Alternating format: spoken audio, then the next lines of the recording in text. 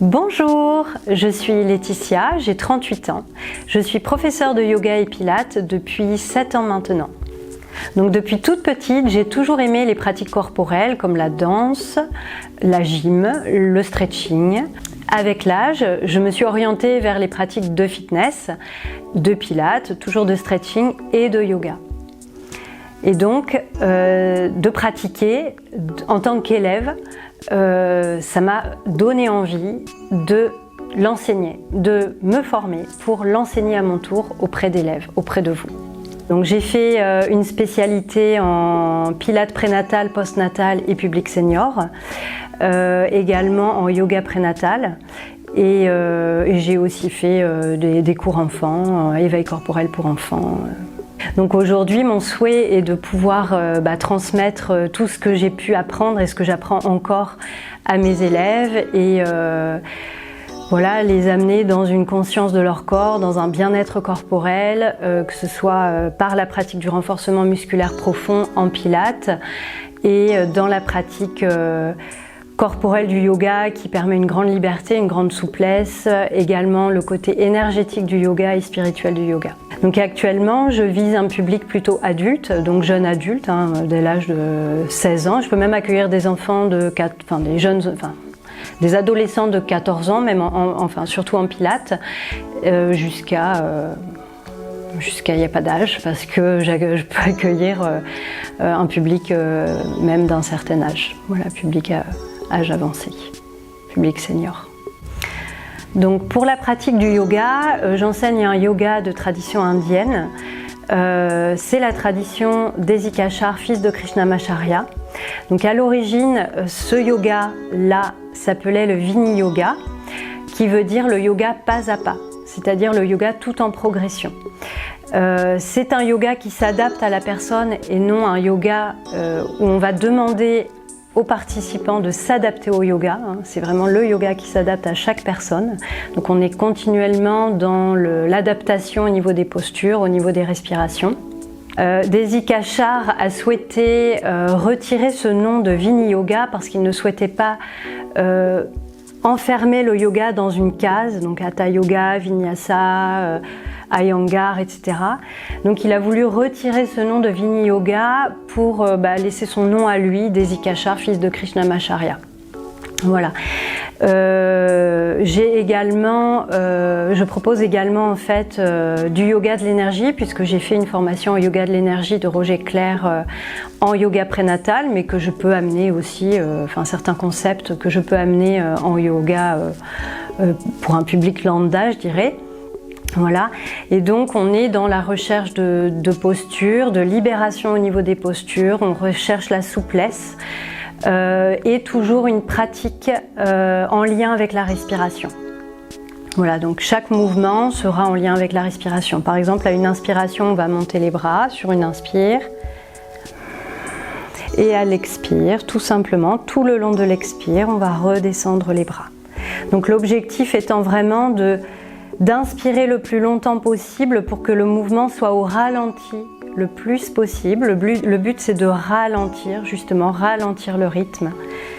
Et à l'expire, de la même façon, expirer le plus longtemps possible pour que le mouvement soit au ralenti possible. Voilà. Donc on va adapter les postures en fonction des personnes, en fonction de chaque personne, parce qu'on n'a pas tous les mêmes possibilités et capacités. Et donc en lien toujours avec la respiration. En yoga, on cherche les postures, on cherche la respiration, mais on cherche également l'énergie, le côté énergétique. Donc en fait, on va aller chercher l'énergie partout où elle est et on va la garder. Donc on va placer ce qu'on appelle des bandas, des verrouillages énergétiques au niveau de la gorge, au niveau du périnée, donc on en parlera aussi en pilates mais différemment, et au niveau de l'abdomen. Donc 3 verrouillages énergétiques qui nous permettent de garder l'énergie à l'intérieur de soi. Il faut savoir quand même que le yoga, c'est une pratique ancestrale qui date d'avant Jésus-Christ. À la base, dans le yoga, dans la pratique du yoga, il n'y avait qu'une seule posture qui est la posture du lotus. Donc la posture du lotus, c'est je la ferai pas là, mais où on a les jambes croisées avec les pieds de chaque côté des aines et le dos redressé. En fait, c'est la posture de méditation avec Jnana Mudra, donc le mudra au niveau des mains, pour méditer. Donc dans cette posture, la posture d'origine du yoga, on est en lotus, on respire, on est en méditation. Les différentes postures, toutes les postures qui ont été créées dans la pratique posturale du yoga ont été créées justement pour préparer le corps à cette posture du lotus, dans un but de méditation et donc de retour vers soi, d'intériorisation. Alors, concernant la pratique du Pilate, la méthode Pilate est beaucoup plus récente puisqu'elle a été créée par Joseph Pilates au début du XXe siècle. Joseph Pilates était un Allemand, un enfant plutôt fragile, de constitution et de santé fragile. Et en fait, il s'est inspiré de nombreuses pratiques sportives et aussi du yoga pour inventer, créer sa propre méthode de renforcement musculaire et de rééducation également, puisqu'en fait ça a commencé pendant la Première Guerre mondiale où en fait il rééduquait les blessés de guerre en hôpitaux. Voilà, et petit à petit sa méthode s'est peaufinée et il a créé donc sa propre méthode, ses propres centres de pilates avec machines, etc. Dans cette méthode, on cherche déjà la concentration puisqu'on est dans la recherche de postures très précises, beaucoup dans les alignements et avec ce qu'on appelle le centrage. Donc le centrage, c'est la contraction du périnée suivi de la contraction de l'abdomen. En fait, la contraction de l'abdomen, ce sera la contraction des transverses. Les transverses soutiennent la colonne vertébrale et plus particulièrement les lombaires, soutiennent le thorax, donc s'accrochent au niveau du thorax, au niveau du bassin, donc viennent de l'arrière pour revenir vers l'avant, donc des muscles abdominaux qui font comme un corset autour de la taille. Donc on va serrer le périnée, donc le périnée va remonter vers le nombril et on va chercher à crocheter le nombril, donc coller le nombril à la colonne vertébrale et le remonter sous les côtes. Et une fois que l'on a placé ce centrage, on pratique toutes les postures de Pilates, mais il faut avoir le centrage au préalable. Donc le centrage, contrairement à la pratique du yoga où on respire avec l'abdomen, on relâche l'abdomen à l'inspire, on le resserre légèrement à l'expire. En Pilates, on maintient tout le temps, que ce soit à l'inspire ou à l'expire. Et donc on va inspirer au niveau du thorax, que ce soit sur le devant, sur les côtés et au niveau du haut du dos. Voilà, puisque la cage thoracique fait elle-même tout le tour également. Donc on recherche la précision au niveau des postures, les alignements, au niveau de nos segments, que ce soit les jambes, les bras, le centrage et donc une respiration costale, une respiration thoracique. Après, je vous montrerai des petites subtilités, notamment une subtilité par rapport à une posture, la posture du pont. Par rapport à la posture du pont que l'on retrouve en yoga et en pilates, donc forcément elles n'auront pas le même nom puisque deux pratiques différentes. En yoga, elle aura un nom sanskrit, Setu Bandha ou Dvipada Pittam. En pilates, toutes les postures de pilates ont un nom anglais, c'est un nom universel pour chaque posture, position, le shoulder bridge. Donc par exemple, au niveau du pont, en yoga, donc on va s'installer allongé sur le dos, donc on se tourne sur un côté, puis sur le dos. On va chercher à avoir les pieds très rapprochés des fessiers. Dans une posture aboutie, on va même attraper les talons, les chevilles, avec les mains. Donc on aura les bras le long du corps, les mains vers les pieds, on attrape peut-être les chevilles avec les mains. On va chercher à monter à l'inspire en montant d'abord le thorax, puisqu'on est dans une position d'ouverture et d'étirement de l'abdomen. Donc on va inspirer, on va monter le haut du corps, ici au niveau du thorax, on va chercher à courber le dos. Voilà, donc on va laisser les basses côtes se soulever et même se projeter vers le plafond, aller vers le haut, vers le ciel. Donc on va chercher à courber. Puis à l'expire, on va redescendre doucement le haut du corps ou le bassin au sol, le dos au sol et on revient. En pilates, on va chercher le renforcement musculaire. Donc déjà, on va placer la position de base en pilates, à savoir les pieds largeur des hanches, à peu près un angle droit à l'arrière des genoux, le dos parfaitement étiré au sol, les bras le long du corps et les mains vers les pieds. Le bassin est en position neutre.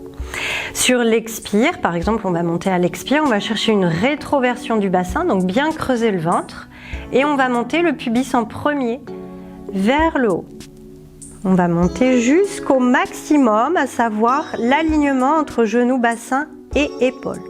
La poitrine, les basses côtes seront basses. On va chercher à les abaisser, par contre, à monter les fessiers. Donc pour tout un travail au niveau de la sangle abdominale, du périnée, des fessiers, des jambes, des cuisses.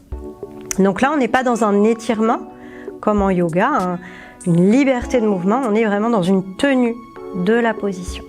Et on va redescendre, souvent on inspire en haut sans relâcher l'abdomen et on redescend à l'expire, haut du dos, milieu du dos, bas du dos, en cherchant à amener le coccyx le plus près possible des pieds pour amener un allongement au niveau de la colonne vertébrale. Voilà.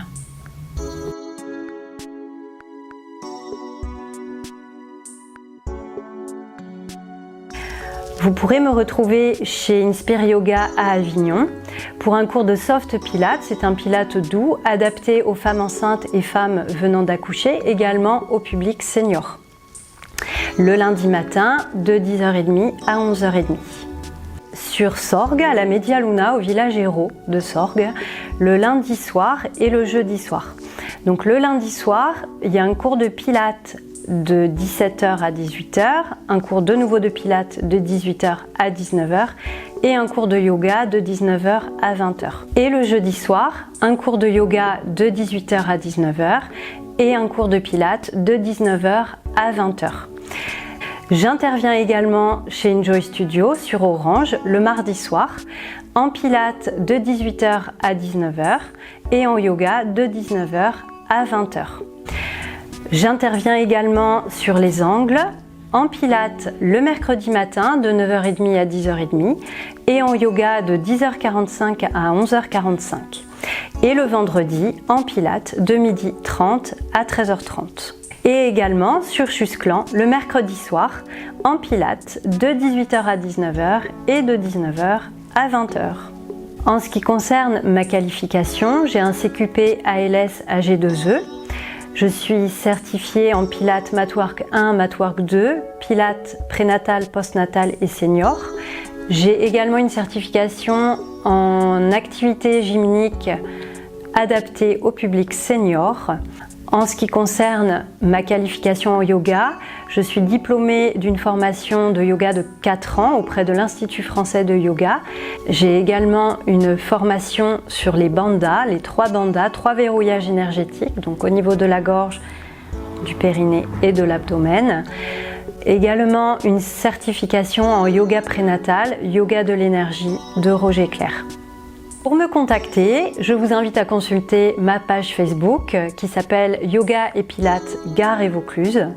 Également mon site internet www.yoga-pilates avec un s.fr. Vous pouvez également me contacter par email contact@yoga-pilates avec un s.fr ou si vous préférez par téléphone au 06 95 47 42 75. Je vous remercie et vous dis à très bientôt avec grand plaisir.